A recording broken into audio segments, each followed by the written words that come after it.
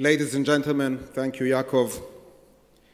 In a few days, we will commemorate 72 years to the United Nations Declaration on dividing the land of Israel and the re-establishment of a Jewish state after 2,000 years. According to the partition plan, the land of Israel was to be divided into a Jewish state, an Arab state, and an international administrative territory of Jerusalem. The issue of the borders in the resolution is well known, and according to them, 2 states for 2 nations were to be established. But the boundaries are only a small part of the resolution. And one should pay special attention to the sections that are now beginning to be realized and put into practice. Tens of thousands of Jews that were saved from the Nazis have been uprooted and logged to find a home. The Jewish settlement in the land of Israel suffered from riots and pogroms. The historian Yehuda Wallach describes how, despite their dissatisfaction, representatives of the Jewish community declared that they will accept the partition plan for the sake of bringing peace. Sounds familiar? Neither the Arabs nor the Jews in Israel were enthusiastic about the partition plan. But there was one side that chose to adopt the proposal, while the other side chose armed aggression and bloodshed. Dr. Paul Mohan, Swedish representative to United Nations Special Committee on Palestinian Conference, was the one who drew the boundaries, and alongside them, he added his dream of regional economic cooperation that would provide hope and optimism for both people. Mohan adopted the words of Eleanor Roosevelt, the wife of previous President of the United States, who said, "The future belongs to those who believe in the beauty that they saw in their dreams." Even if we were to find out from Dr. Mohan's diary that he was skeptic, nowadays his dream is being realized throughout Judea and Samaria. In the historic decision of the United Nations, the clause in paragraph 3 that deals with economic cooperation between the 2 states calls for the operation of trains and roads between the 2 states, as I'm sure Israel Katz will mention in a minute, telephone and telegraph service and ports, as well as airports that will service international trade, for the good of the common interest without discrimination. Paragraph 4 calls for joint economic development, especially in the areas of irrigation, farming of the soil, and land preservation.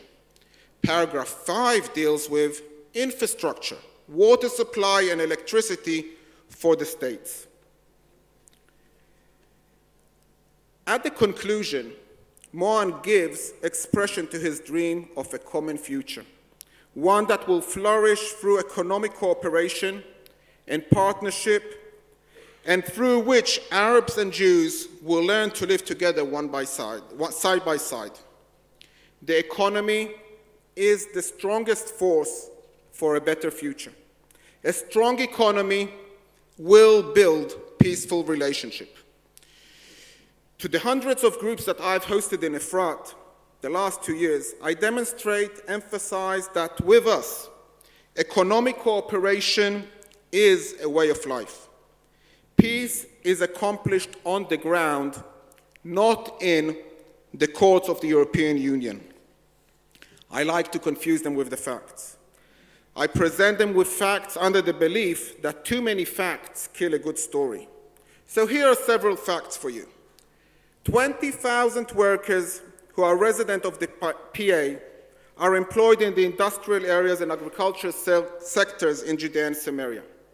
Their salaries are 2.5 times higher than the average salary in the PA. In addition to those workers, there are close to 80,000 Arab working in other Jewish communities and other parts of the country. These workers amount to 13% of the entire national gross product of the Palestinian Authority. In other words, if we were to employ 200,000 workers, we would reach 130% of Palestinian output. Why isn't it happening?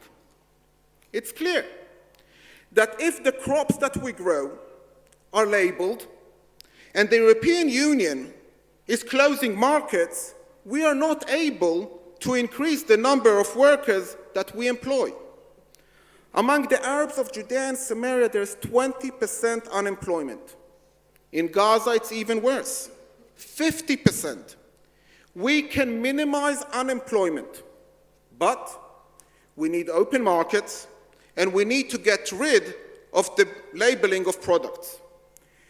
In the State of Israel, the gross domestic product is above $40,000 per capita. In the Palestinian Authority, it stands at a tenth, only $4,000.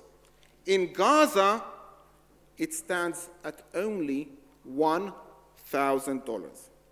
With such gaps, you can begin to see how a strong economy, free of boycott, can benefit greater number of people. The swords forced upon us by the Arabs the morning after the partition plan passed in the United Nations caused us also to take up the sword. When our buses between Petah Tikva and the airport in Lod were being attacked and our residents were being murdered. The attacks then are the same attacks as today. But in the gist of the marking products produced in Judea and Samaria, East Jerusalem, the Jordan Valley, and the Golan. And decisions to boycott the State of Israel are just as harmful as those attacks then. The aftermath of the Six-Day War brought about a growth in settlements activity in Judea and Samaria. And 50 years afterwards, it seems that we can claim in its favor that the dream of Dr. Mohan of an economic peace is being realized through those very settlements. Those that come to Gush Etzion will see a gas station that serves both Jews and Palestinians. Those that visit Barkan Industrial Zone will find Jews and Palestinians working together side by side, operating the same machines, eating in the same dining areas, and celebrating birthday together. Thus, breaking down walls of fear and building bridges of hope. Tens of thousands of Palestinians enter Israel every day and make a living that can support their families in dignity. Dozens of Jews and Palestinians work together in the Rami Levy supermarket at the Gush Etzion junction, and hundreds of thousands, maybe, in joint industrial zones throughout Judea and Samaria. The residents of the Jewish city of Beitar, Eilit, purchased the wood to build their sukkah in no other place by the neighboring village of Husan. One can actually conclude that we who live in Judea and Samaria are in effect realizing the spirit of the 1947 resolution. We are the ones that are sharing infrastructure with the Palestinians. We are the ones that host them in our homes, in our sukkah, and they host us when they celebrate their festivals. Those that desire peace should not be afraid to utter the words Judea and Samaria, but instead join the new spirit that is evident among the vast majority of residents, Jews and Arabs alike.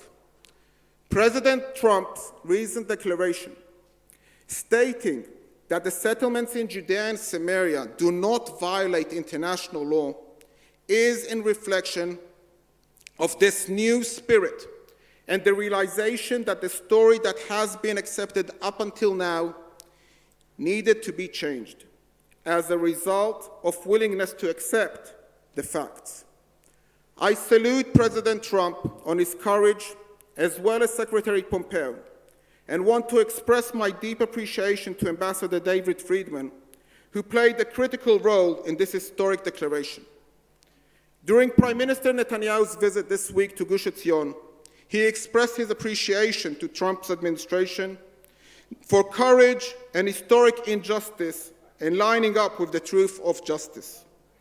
The Prime Minister said how moved he is that we are here in Gush Etzion, a place from which we were expelled during the War of Independence. I'm sure if he was here today, he would tell you that this building that we are sitting in was the front line of the snipers up until 1967. The Prime Minister also gave his approval on Tuesday to advance a bill that would apply Israeli sovereignty to the Jordan Valley. I invite the audience to visit the table where dates from the Jordan Valley are being displayed, as well as other products from Judea and Samaria. These very dates, the main crop of the Jordan Valley, with more date trees than any other place in Israel, are produced and marketed through cooperation in the working places between Jews and Arabs, and another example of how peace can be achieved.